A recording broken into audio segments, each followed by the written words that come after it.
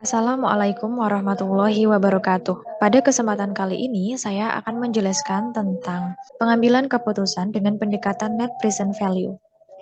Materi ini diambil dari buku teori dan teknik pengambilan keputusan kualitatif dan kuantitatif dengan pengarangnya yaitu Irham Fahmi, bab 7 NPV halaman 128 sampai 140.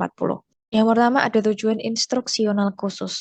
Setelah membaca dan mempelajari bab ini, diharapkan para mahasiswa mampu memahami tentang definisi net present value atau NPV dan pengambilan keputusan, kelemahan dari metode NPV, rumus NPV dan hubungan NPV dengan coefficient of variation, perhitungan NPV, pendekatan Satori-Hill, dan mampu menjawab soal-soal yang diberikan secara baik dan benar. Yang pertama, ada definisi net present value, yaitu nilai keuntungan bersih atau perolehan keuntungan yang diperoleh di akhir pengerjaan suatu proyek atau investasi. Perhitungan net present value sering dipakai sebagai pembantu dalam mengukur apakah suatu proyek dapat dinyatakan visible atau layak atau tidak layak. Biasanya perbandingan antara dua proyek atau lebih dalam periode waktu yang diperhitungkan. Dan selanjutnya, seseorang yang akan mengerjakan proyek akan dapat mengambil keputusan manakah proyek yang lebih realistis untuk dikerjakan. Net present value dipakai sebagai salah satu metode dalam mendukung proses pengambilan keputusan dengan konsep pendekatan secara kuantitatif atau secara tegasnya dalam materi ini dapat disimpulkan sebagai berikut. Pertama, jika NPV 0 lebih besar dari NPV 1, maka proyek tersebut dinyatakan tidak layak untuk dikerjakan atau invisible. Yang kedua, jika NPV 0 lebih kecil daripada NPV 1, maka proyek tersebut dinyatakan layak untuk dilaksanakan atau visible dan diperkirakan mampu memberikan keuntungan di akhir proyek. Sedangkan jika NPV-nya 0 sama dengan NPV 1, maka proyek tersebut dianggap tidak memiliki nilai kelayakan, terutama jika dilihat dari konsep mutually eksklusif, yang berarti memilih salah satu dan meniadakan yang lain. Selanjutnya ada kelemahan penggunaan metode perhitungan secara net present value. Kelemahannya yaitu yang pertama, perhitungan NPV hanya dapat dipergunakan pada kondisi yang bersifat konstan atau stabil. Yang kedua, kondisi internal dan eksternal perusahaan berada dalam posisi actual return atau sesuai dengan konsep keuntungan perusahaan yang diinginkan. Jika tidak seperti itu, maka keakuratan hasil sulit tercapai. Yang ketiga, stabilitas keuangan perusahaan dalam keadaan mantap dan peluang investasi di berbagai tempat selalu tersedia dalam keadaan yang baik. Sehingga pada saat kondisi keuangan perusahaan berada dalam keadaan kurang mantap, maka akan menyulitkan bahkan memungkinkan di tengah jalan proses pengerjaan proyek akan tertunda. Dan yang terakhir, jika data-data untuk hitungan dipergunakan data-data masa lalu, maka artinya rekomendasi yang dibuat berdasarkan sumber data masa lalu. Dan dengan data serta rekomendasi tersebut dijadikan sebagai prediksi di masa yang akan datang, di mana mungkin saja kondisi masa depan bisa berbeda dengan analisis yang telah dilakukan pada saat ini. Karena faktornya yaitu mengandalkan data masa lalu. Berikut ini ada rumus dan perhitungan dari net present value serta aplikasinya dalam pengambilan keputusan. Rumus dari NPV yaitu sigma dari IP per 1 plus R pangkat T min I0. Dengan keterangannya, NPV sama dengan net present value, IP sama dengan investasi pada proyek yang diperhitungkan, I0 sama dengan investasi bersih, dan R sama dengan cost of capital atau biaya modal, N sama dengan umur manfaat, dan T. Pengertian dari cost of capital adalah tingkat pendapatan yang diperlukan untuk memelihara nilai pasar atau harga saham sebuah perusahaan. Juga disebut dengan tingkat batas, tingkat penggal batas, atau tingkat pendapatan minimum yang diharapkan. Berikut ini ada contoh soal dari NPV. Manajer keuangan PT Asia Utara sedang melakukan analisis pada 3 usulan proyek atau investasi, di mana kondisinya bersifat mutually eksklusif. Kebutuhan dana untuk investasi tersebut diperkirakan adalah 12.000 dari masing-masing investasi pada proyek yang diperhitungkan tersebut, dengan cost of capital-nya sebesar 2%. Datanya adalah seperti berikut ini. Ada tabel yang berisi tahun dan jenis proyeknya selama 2 tahun. Ada proyek A, proyek B, dan proyek C. Di tahun pertama proyek A nilainya 10.000 dan di tahun kedua 21.000. Untuk nilai dari proyek B di tahun pertama adalah 15.000 dan tahun kedua adalah 22.500. Sedangkan pada proyek C, nilai di tahun pertama yaitu 12.000 dan untuk tahun kedua sebesar 19.500. Berikut ini penyelesaiannya. Penyelesaian dari soal ini dilakukan dengan menggunakan Excel, tidak dengan manual. Jadi, hal pertama yang harus kalian lakukan yaitu membuat tabel seperti pada soal ini. Kita buat tabelnya terpisah sesuai dengan proyek masing-masing. Proyek A, proyek B, dan proyek C. Setelah itu, kita tambahkan kolom diskonto dan NPVA. Juga untuk proyek B dan proyek C. Selanjutnya, kita juga menambahkan tabel jumlah dari NPV tiap proyeknya. Kita sudah mengetahui dari soal yaitu tahun dan nilai proyeknya. Proyek A, proyek B, dan nilai dari proyek C. Selanjutnya, kita menghitung nilai diskonto dan nilai NPV-nya. Untuk menghitung nilai diskontonya, maka rumus yang digunakan sesuai dengan rumus NPV, yaitu untuk diskonto rumusnya 1 plus R pangkat T. Untuk menghitung nilai diskonto ini, maka kita masukkan ke Excel sama dengan 1 plus 2% pangkat T, pangkat tahunnya. Maka akan muncul hasilnya 1,00.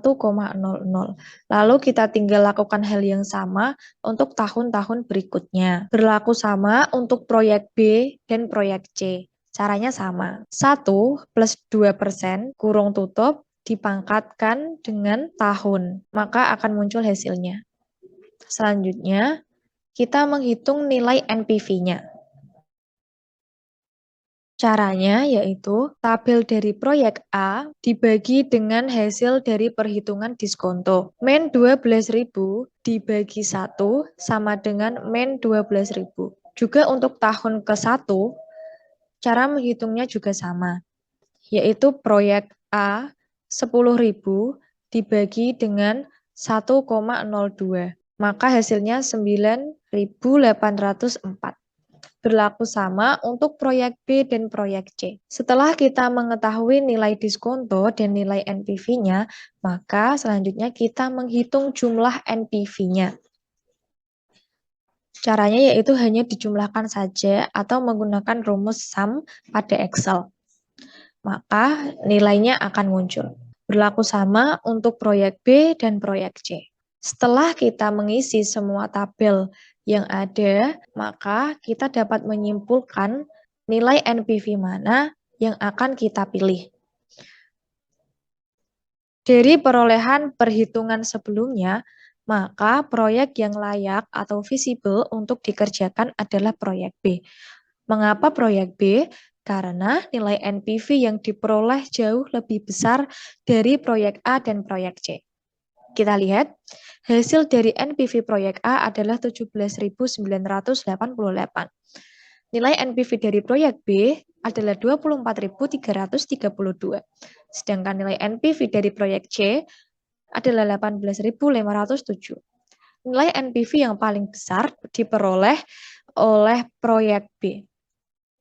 Sesuai dengan teori NPV, yaitu jika nilai NPV 0 lebih kecil daripada NPV 1, maka proyek tersebut dinyatakan layak untuk dilaksanakan atau visible dan diperkirakan mampu memberikan keuntungan di akhir proyek. Selanjutnya ada contoh soal 2. Manajer keuangan PT Pandawa Sakti Utara sedang melakukan analisis yang mendalam pada 3 usulan proyek atau investasi, di mana kondisinya bersifat mutuali eksklusif.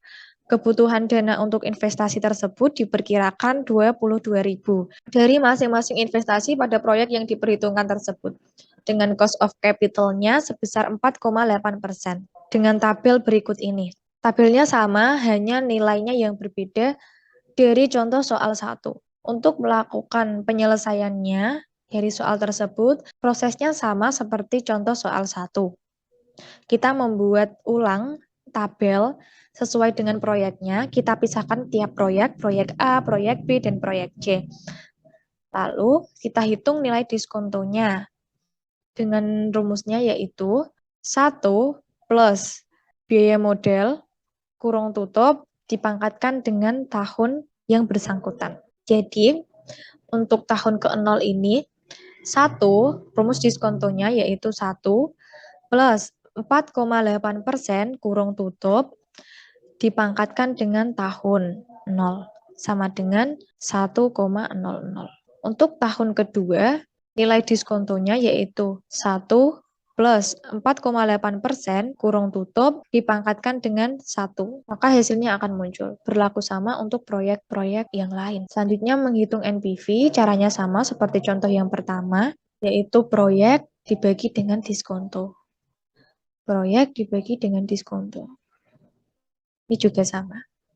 Selanjutnya kita menghitung seluruh nilai NPV-nya. Kita jumlahkan saja. NPV proyek A sama dengan 57.140. Dan proyek B, proyek C juga sama, hanya dijumlahkan saja.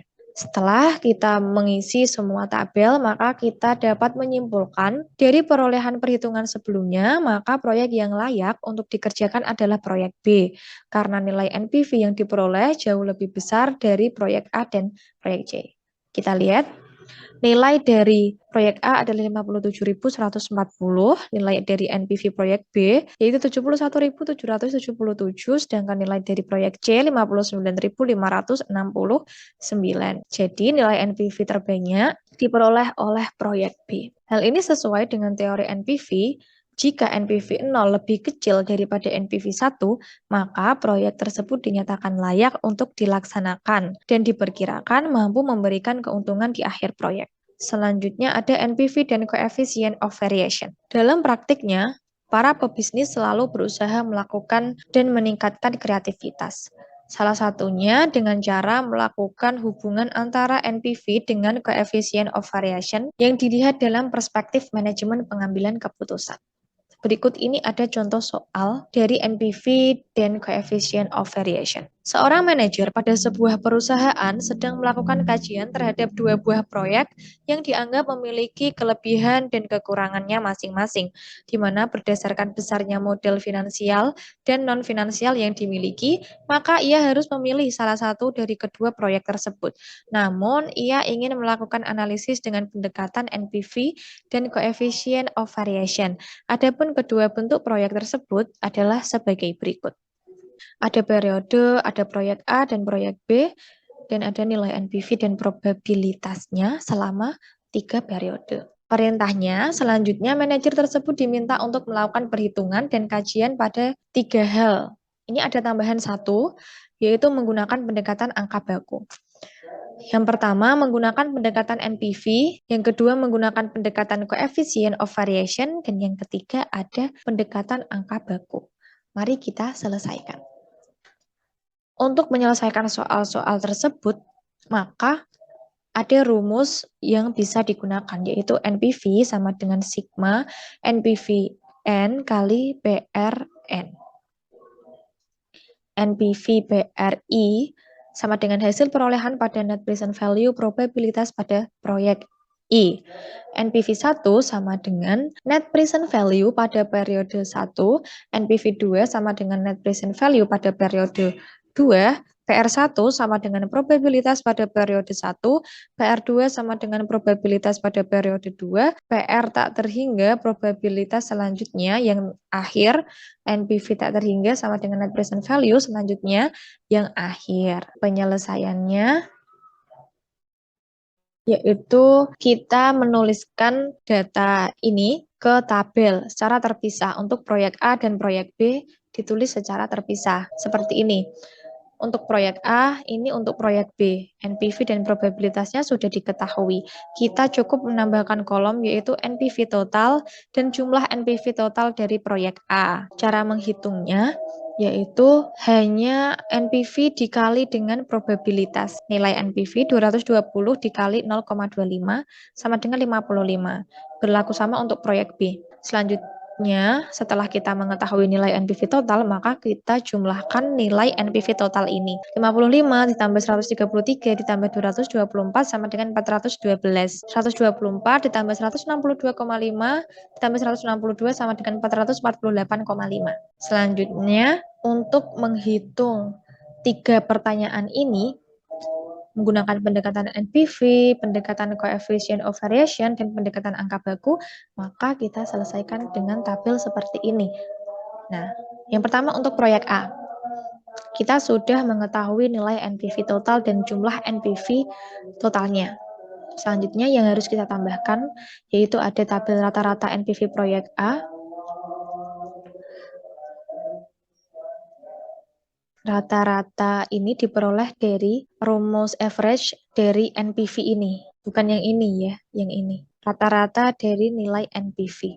Selanjutnya ada tabel XI min X bar. X bar itu artinya rata-rata.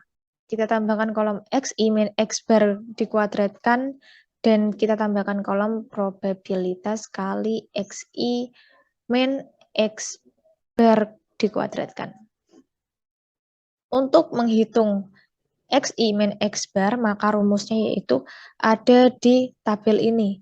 Tabel ini merupakan rumus. Jadi, untuk menghitung pada periode pertama ini, maka nilai NPV, angka 2, dikurangi dengan nilai rata-rata. Maka akan diperoleh nilai 247. Berlaku sama untuk selanjutnya. Untuk menghitung XI min X bar kuadrat, maka kita hanya mengkuadratkan dari hasil tabel nomor 5 ini. 247 dikuadratkan. 87 dikuadratkan. Hasilnya 7.500 sekian. Ini juga dikuadratkan. Dan selanjutnya, untuk menghitung nilai probabilitas dikali XI min X bar kuadrat, maka rumusnya ada di sini. Tabel 3, ini probabilitas dikali dengan tabel nomor 6. Dikali saja. Maka hasilnya akan ketemu.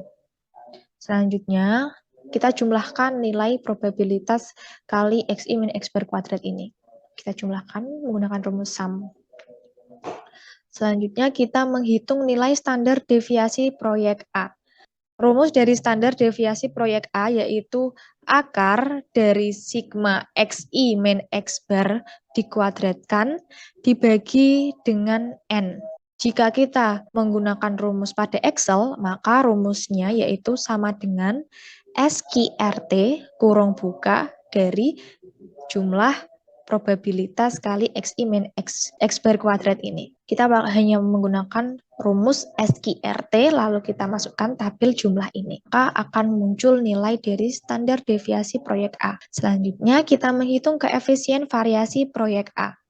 Rumus dari koefisien variasi yaitu standar deviasi dibagi dengan rata-rata NPV. Maka kita masukkan nilai standar deviasi sama dengan nilai standar deviasi proyek A dibagi dengan rata-rata.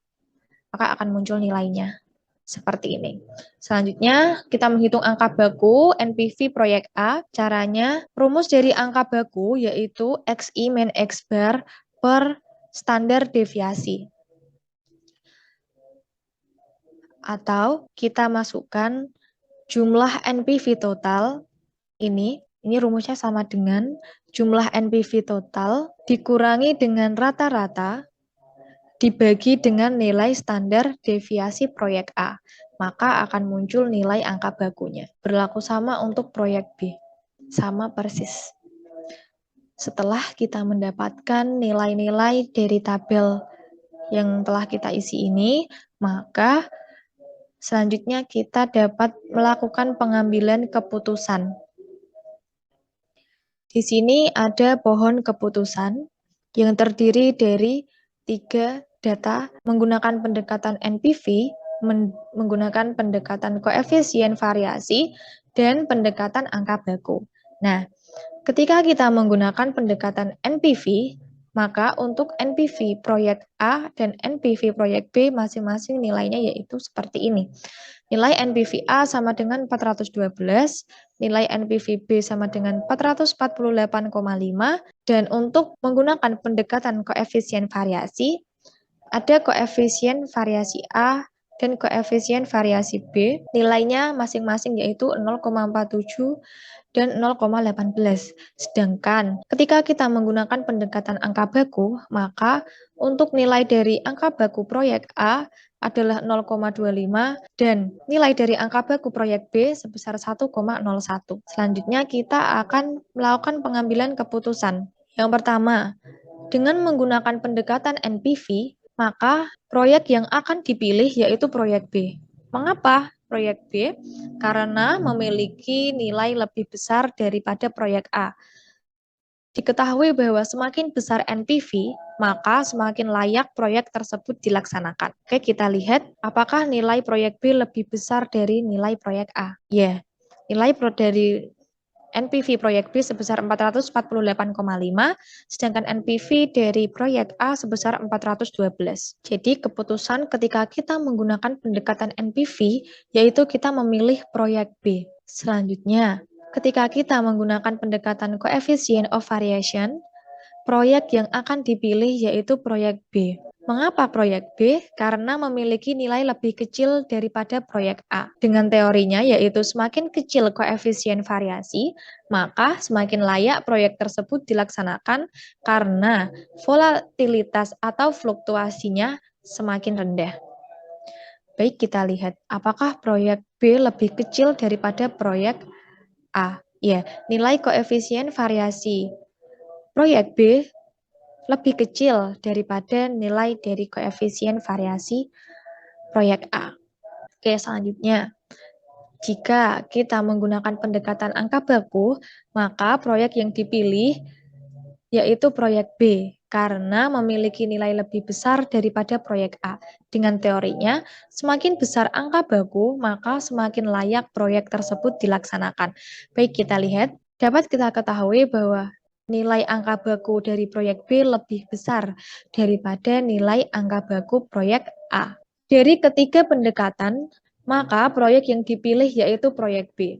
Dari ketiganya ini, hasilnya sama, yaitu memilih proyek B. Sekian presentasi dari saya. Wassalamualaikum warahmatullahi wabarakatuh.